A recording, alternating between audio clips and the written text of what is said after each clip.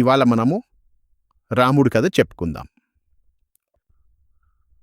ఇందులో ఒక అయోధ్య అనే ఒక నగరం ఉంటుంది.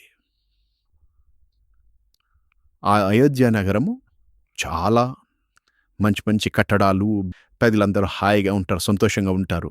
ఇది కోసల దేశం అనే రాజ్యానికి రాజధాని. ఈ దేశానికి రాజు దశరథుడు. అతను చాలా మంచి రాజు. ప్రజలందరినీ బాగా చూసుకునేవాడు. అందరికీ అతనంటే చాలా ఇష్టం. అతనికి 3 భార్యలు. కౌసల్య, సుమిత్ర, కైకేయి.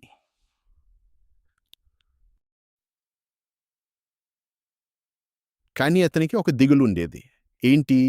పిల్లలు లేరు అతనికి. అతని వయస్సు ఎంతో తెలుసా? 60,000 సంవత్సరాలు. సో అతను ఎప్పుడైనా చూస్తే అందరు పిల్లలు వాళ్ళ పిల్లలతో ఆడుకుంటున్నారు, అతను బాధేసేది, అయ్యో నాకు పిల్లలు లేదే అనుకునేవాడు. రఘుకుల దీపకుని ఎలా తేను, రఘుకుల దీపకుని ఎలా తేను, ఈ జీవన సంధ్య ఎలా గడపను, రఘుకుల దీపకుని ఎలా తేను,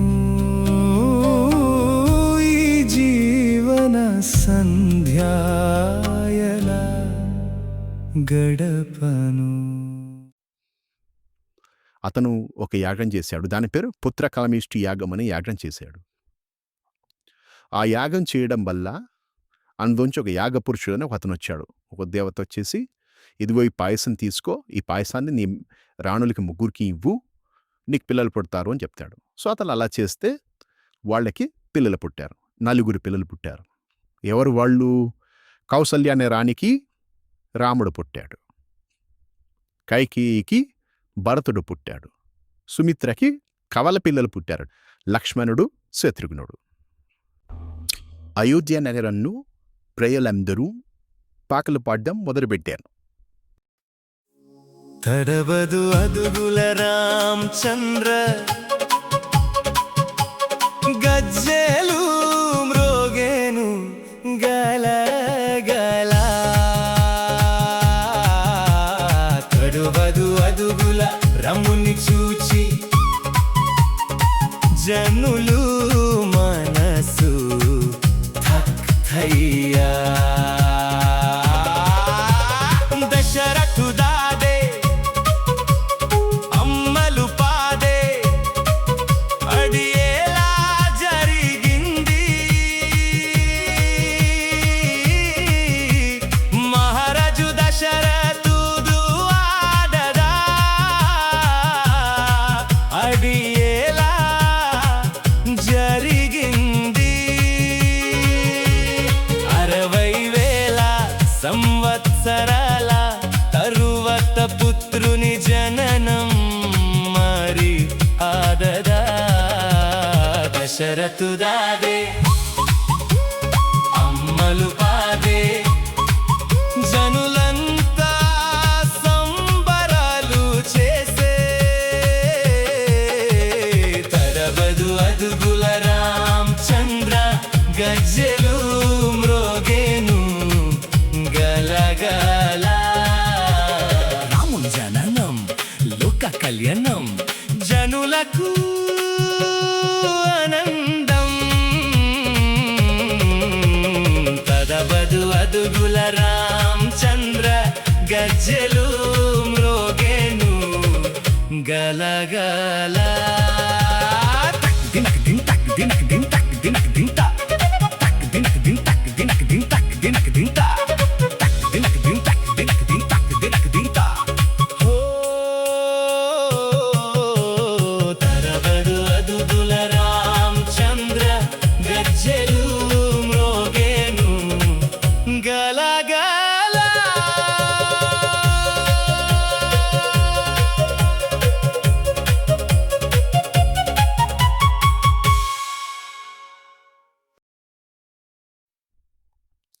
వాళ్ళ 4 మెల్లగా ఆడుకుంటూ పెద్దవాళ్ళయ్యారు. అందరికీ రాముడితో ఆడుకోవాలని ఉండేది. లక్ష్మణుడు, శత్రుఘ్నుడు, భరతుడు నేను ఆడుకుంటా రాముడితో నేను ఆడుకుంటాను ఆడుకునేవాడు. రాముడు అంటే అందరికీ ఇష్టం అనమాట. చాలా ఇష్టం అందరికీ. అయితే వాళ్ళకి చదువు నేర్పిద్దామని వాళ్ళకి బాణాలు ఎలా వేయాలి, ఆటలు అన్నీ నేర్పించారనమాట రాజు దశరథుడు. అలా వాళ్ళన్నీ నేర్చుకుంటూ పెద్దవాళ్ళయ్యారు. రాముడికి 16 ఏళ్ళు. ఒకరోజు విశ్వామిత్రుడు అనే ఋషి దశరథుడి దగ్గరికి వచ్చి అన్నాడు, దశరథ, నేను ఒక యాగం చేస్తున్నాను, రాక్షసులు దాన్ని బాగా పాడు చేస్తున్నారు, నాకు సహాయం చేయడానికి నువ్వు మీ రాముని పంపించు, బాణము అన్నీ ఇచ్చి. అంటే దశరథుడు అంటాడు, అయ్యో విశ్వామిత్ర, చిన్న పిల్లవారే కదా రాముడు, 16 ఏళ్ళే కదా, అతను ఎట్లా యుద్ధం చేస్తాడు రాక్షసులతో, నేను వస్తాను, నేను చేస్తాను అంటాడు. అంటే విశ్వామిత్రుడు అంటాడు, లేదు లేదు, నువ్వు నాకు మాట ఇచ్చావు, నువ్వు పంపిస్తాన్నావు, నేను అడిగితే చేస్తాన్నావు, ఇప్పుడు పంపించినట్టున్నావు అని కోపం వస్తుంది. అప్పుడు పక్కన వాళ్ళు ఋషులు అందరు మంత్రులు చెప్తారు, పర్లేదండి, విశ్వామిత్రుడు చాలా మంచివాడు, ఇంకా బోల్డ్ బాణాలు అన్నీ చాలా నేర్పిస్తాడు రాముడికి, పంపించండి, ఏం ధైర్యంగా పంపించండి అంటారు. అప్పుడు దశరథుడు అంటాడు సరే అనేసి రాముడిని పంపిస్తా అంటాడు. లక్ష్మణుడు అంటాడు, నేను కూడా వస్తాను అంటాడు. సరే అని చెప్పేసి రాముడు లక్ష్మణుడు ఇద్దరు కలిసి విశ్వామిత్రుడితో పాటు ఆ యాగాన్ని రక్షించడానికి వెళ్తారు. వెళ్తుంటే దారిలో వాళ్ళకి ఒక పెద్ద రాక్షసి కనిపిస్తుంది. దాని పేరు తాటకి. అది అక్కడ మనుషులందరినీ బాగా బాధ పెడుతూ ఉంటుంది, అందరినీ భయపడిస్తూ ఉంటుంది. అప్పుడు విశ్వామిత్రుడు అంటాడు, రామ, బాణం వేసి ఆ తాటకిని చంపేయి అంటాడు. అప్పుడు రాముడు అంటాడు, అయ్యో స్త్రీ కదా, నేను చంపచ్చా, తప్పు కదా అంటే విశ్వామిత్రుడు అంటాడు, అలా ఆలోచించద్దు, అది చాలామంది మనుషుల్ని తినేస్తుంది, చంపేస్తుంది, భయపడిస్తోంది, అలాంటి రాక్షసిని చంపితే ఏం తప్పులేదు, చంపేయి అంటే అప్పుడు రాముడు ఒక బాణం వేసి దాని గుండెలో బాణం వేయగానే అది పడిపోయి చచ్చిపోతుంది. అప్పుడు వాళ్ళు ఆ యాగం ప్రదక్షిణ ఎక్కడ చేయాలి అక్కడికి వెళ్తారు. అక్కడికి వెళ్ళాక విశ్వామిత్రుడు ఇంకా మిగతా ఋషులందరూ కూర్చొని హోమం పెట్టి అందులో నెయ్యి అన్నీ వేసి పూజ చేస్తూ ఉంటారు. అప్పుడు 2 రాక్షసులు ఉన్నారు, వాళ్ళు మారీచుడు, సుబాహుడు, వీళ్ళిద్దరు రాక్షసులు. వాళ్ళు వచ్చేసి అందులో మట్టి అన్నీ వేసి, అప్పుడు రాముడు ఏం చేస్తాడు, ఒక బాణాలతోటి చేస్తాడు, ఒక గుడుబులు అలా చేసి పెట్టి అందులో నుంచి వాడు ఏం వేసినా పడకుండా చేస్తాడు. అప్పుడు ఆ ఋషులు ఏం డిస్టర్బ్ కాకుండా పూజ చేసుకుంటూ ఉంటారు. అప్పుడు రాముడు ఇంకో బాణం వేసేసి ఆ మారీచుడు అనేవాడిని ఒక బాణంతో కొట్టేసరికి వాడు ఎగిరి సముద్రంలో పడి అక్కడి నుంచి పారిపోతాడు. ఇంకో రాక్షసుడు సుబాహుడు ఉన్నాడు కదా, వాడిని బాణం వేసి కొట్టేసరికి వాడు కింద పడిపోతాడు వాడు. అప్పుడు వాళ్ళు యాగం అంతా బాగా పూర్తి చేసుకుంటారు ఋషులు. చేసుకుని విశ్వామిత్రుడు అంటాడు, రామ, నేను ఇప్పుడు జనక మహారాజుని ఒక రాజున్నాడు ఈ పక్కన దేశంలో మిథిలా నగరంలో, అతని దగ్గరికి నేను వెళ్తున్నాను, అతను నన్ను పిలిచాడు ఒక యాగం కోసం, మీరు కూడా నాతో రండి, ఆ తర్వాత మేము అయోధ్యకి మళ్ళీ వెళ్ళిపోదురు కానీ అంటాడు. వాళ్ళు సరే అంటారు. అనేసి రాముడు, లక్ష్మణుడు, విశ్వామిత్రుడు మిథిలా నగరానికి వెళ్తూ ఉంటారు. వెళ్తూ ఉంటే దారిలో వాళ్ళకి ఏం కనిపిస్తుంది, ఒక రాయి ఉంటుంది, ఒక ఆశ్రమం ఉంటుంది. అప్పుడు విశ్వామిత్రుడు అంటాడు, రామా, ఇక్కడ రా అని పిలిస్తే రాముడు ఆ స్టోన్ని, ఆ రాయిని ఇలా టచ్ చేయంగానే ఆ రాయి ఒక అహల్య అనే ఒక అమ్మాయిగా అయిపోతుంది. అప్పుడు ఆమె రాముడికి దండం పెడుతుంది. అప్పుడు విశ్వామిత్రుడు చెప్తాడు, ఈమె అహల్య, గౌతముడు అనే ఋషుండేవాడు, అతని భార్య ఈమె, ఇంద్రుడు మోసం చేయడం వల్ల గౌతముడికి కోపం వచ్చి ఒక శాపం పెట్టాడు, నువ్వు రాయి అయిపో, రాముడు మళ్ళీ వచ్చి నేను చేసేదాకా నువ్వు ఇలానే ఉండాలి అని చెప్తాడు. అప్పుడు ఆమె అలా రాయిలాగా అక్కడ ఉంటుంది. అప్పుడు రాముడు వచ్చాక ఆమె చేశాక అప్పుడు ఆమె మళ్ళీ అమ్మాయి అయిపోతుంది, నమస్కారం చేసి రాముడికి గౌతమ్ మహర్షితో వెళ్ళిపోతుంది. అప్పుడు అక్కడి నుంచి వాళ్ళు మిథిలా నగరానికి వెళ్తారు. మిథిలా నగరంలో జనకుడు అనేవాడు మహారాజు ఉంటాడనమాట. ఆ జనకుడికి కూడా పిల్లలు ఉండరు. అయితే అతను ఏం చేస్తాడు, ఒక యాగం చేస్తాడు, చేసి పొలమంతా దున్నుతుంటాడు. ఒక ఎద్దులు పెట్టి దానికి నాగలి అంటారు, ఆ నాగలి పెట్టి దున్నుతూ ఉంటే అప్పుడు ఆ దేవుడు నాకు ఇచ్చారు కదా అనుకొని ఆ అమ్మాయికి సీత అని పేరు పెట్టుకొని ఆ జనకుడు సీతని పెంచుకుంటాడు. ఆ సీత అంటే అందరికి ఇష్టం. అప్పుడు సీత ఆడుకుంటూ ఉంటుంది. అయితే ఒక రోజు ఏం ఆడుకుంటుంటే సీత ఏమైంది, బంతి కోసం వెళ్తూ ఉంటే వాళ్ళ ఇంట్లో ఒక పెద్ద శివధనస్సు అనే ఒక పెద్ద ధనుస్సు ఉంది. అది ఎంత బరువు ఉంటుందంటే ఎవరు దాన్ని ఎత్తలేరు.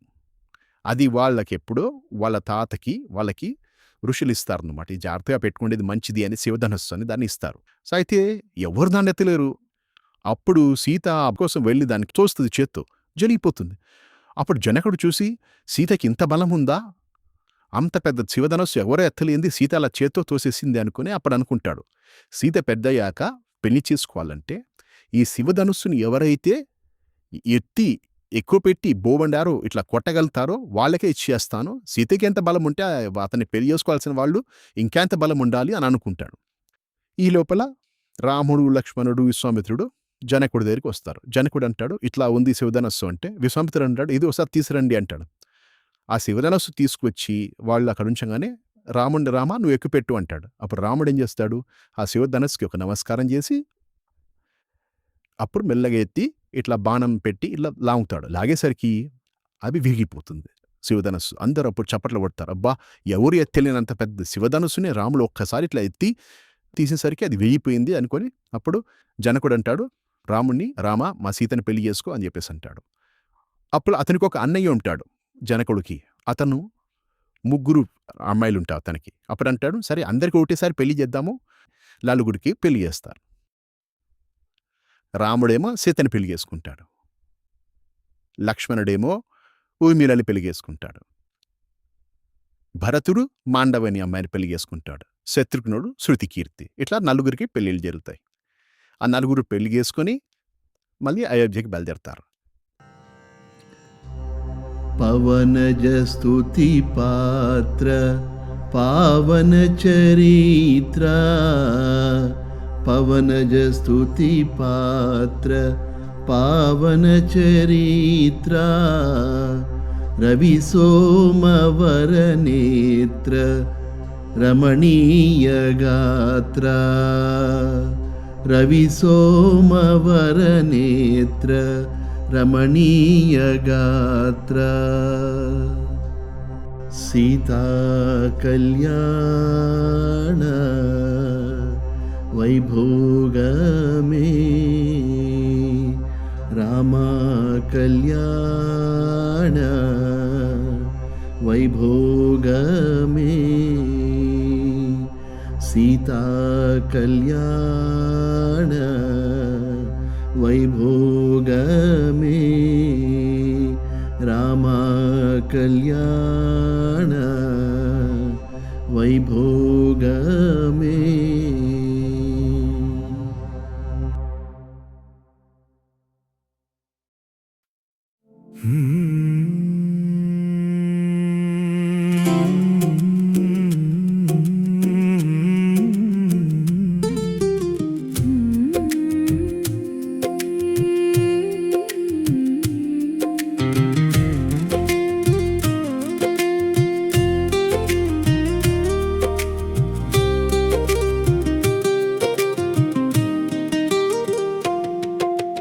ఆకాశంలో దేవతలంతా ఆనందించారు, సీతారాముల శుభ కలయికకు దీవెనలిచ్చారు. ఆకాశంలో దేవతలంతా ఆనందించారు, సీతారాముల శుభ కలయికకు దీవెనలిచ్చారు.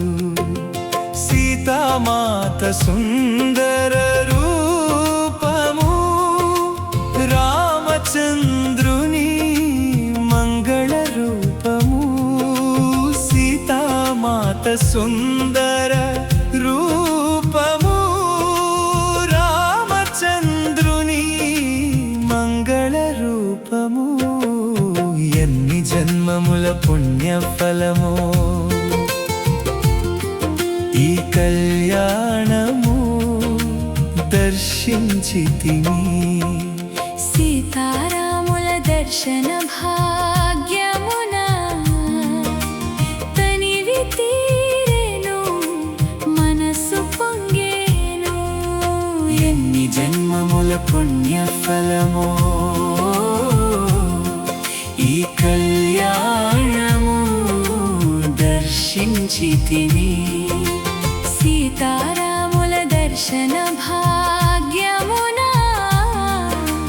తనివి తీరెను, మనసు పొంగేను.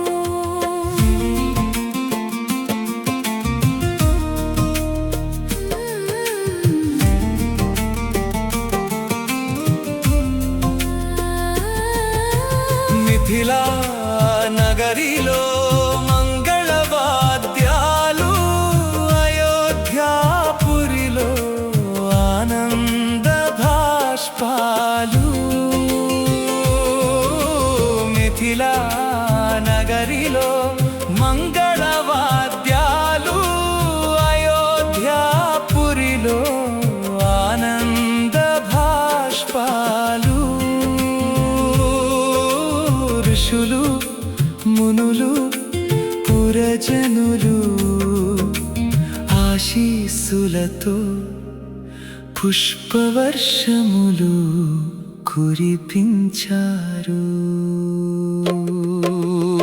ఆకాశంలో దేవతలంతా ఆనందించారు. సీతారాముల శుభ కలయికకు దీవెనలిచ్చారు. ఆకాశంలో దేవతలంతా ఆనందించారు. సీతారాముల శుభ కలయికకు దీవెనలిచ్చారు.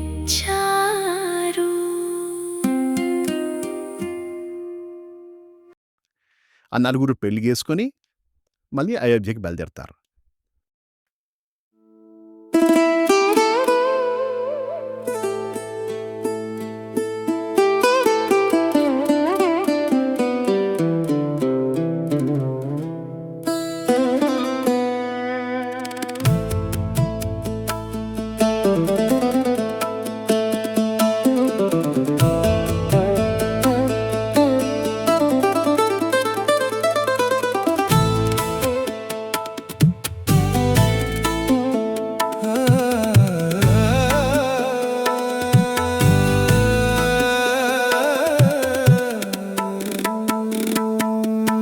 మైథిలి జనకుని వీడే,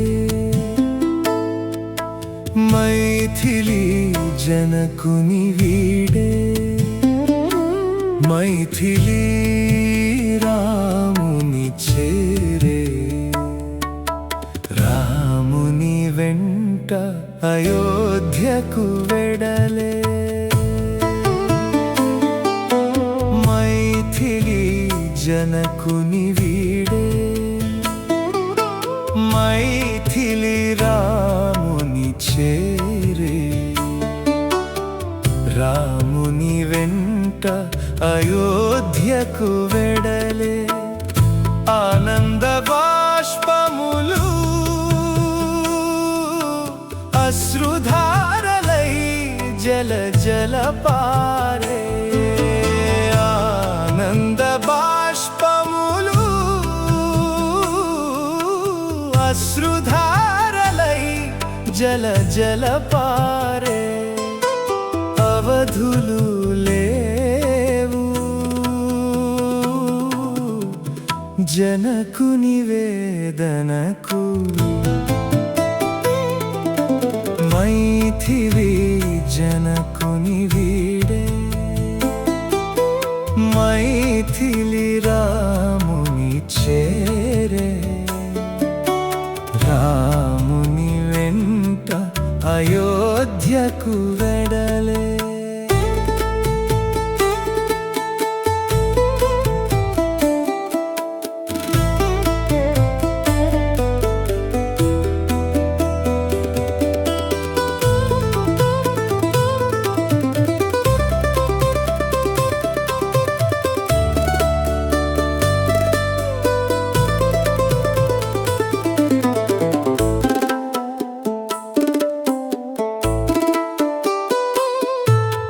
రామునితో సీతను చూచి జనకుడు మురిసెను. ముదమున మంగళ గానము పాడెను. రామునితో సీతను చూచి జనకుడు మురిసెను. ముదమున మంగళ గానము పాడెను. మైథిలి జనకుని వీడే, మైథిలి రాముని చేరే, రాముని వెంట అయోధ్యకు వెడలే.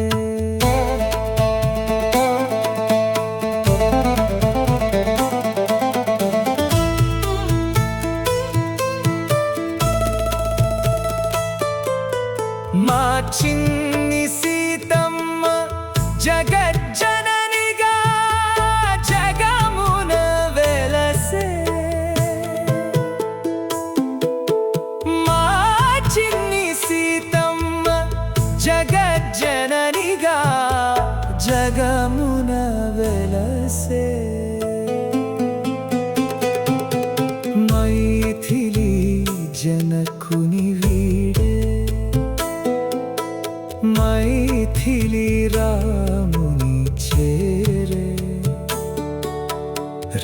రాముని వెంట అయోధ్యకు వెడలే మైథిలి జనకుని వీడే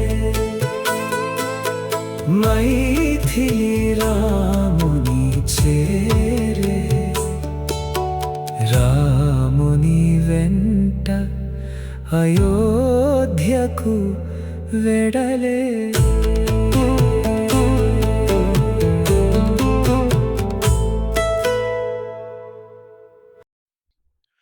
వాళ్ళు అయోధ్యకు వచ్చేసరికి అందరూ ప్రజలు అబ్బా మా రాముడికి పెళ్ళైపోయింది, మా లక్ష్మణుడికి పెళ్ళయింది, మా భరతుడికి పెళ్ళయింది అనుకుని సంతోషంగా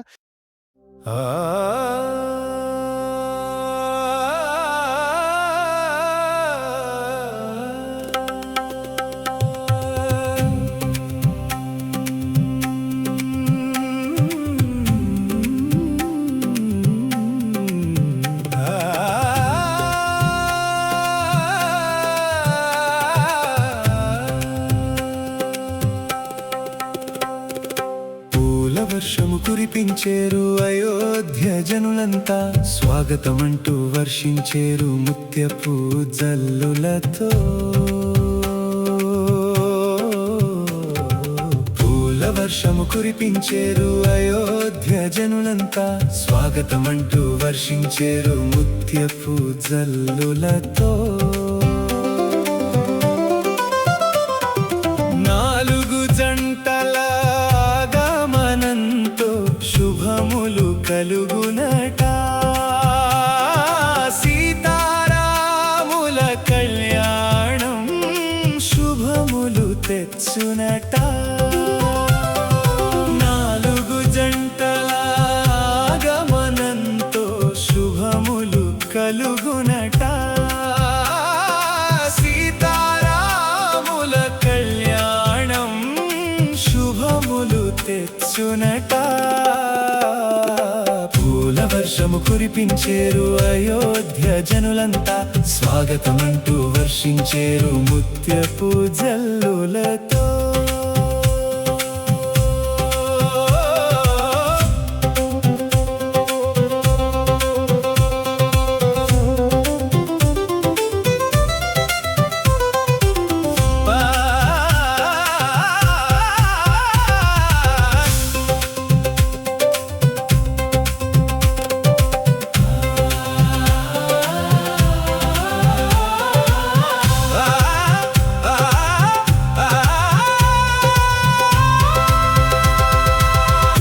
వర్షము కురిపించేరు అయోధ్య జనులంతా స్వాగతమంటూ వర్షించేరు ముత్యపు జల్లులతో